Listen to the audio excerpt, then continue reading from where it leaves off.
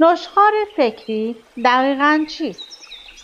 وقتی ذهن شما درگیر نشخوار فکری می شود، احساسهای ناخوشایند و افکار منفیتان را مرور می کنید.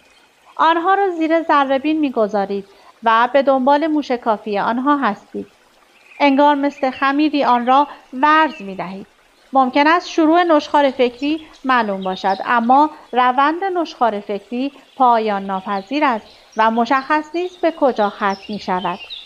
ممکن است به تنش موجود در رابطه با دوستتان فکر کنید. چطور به خودش حق داد که این حرف رو به من بزنه؟ واقعا قصد و غرضی داشت؟ باید در مقابل حرف او چه واکنشی نشان میدادم؟ ممکن است در نگاه اول بتوانید به این سوالها جواب بدهید. شخصیتش این گونه است، اعصابش خرد بود، به من ربطی ندارد. حرف دلم را به او میزنم و میگویم که از حرفش عصبانی شدم. ولی زمانی که درگیر نشخوار فکری میشویم، از بطن هر سوال سوالهای بیشتری برمیخیزد. من به این حالت اثر تخمیری میگویم.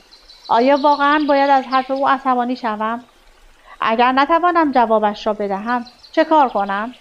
نظرش درباره من عوض می شود، همان گونه که خمیر در اثر ورز دادن حجم بیشتری پیدا می کند.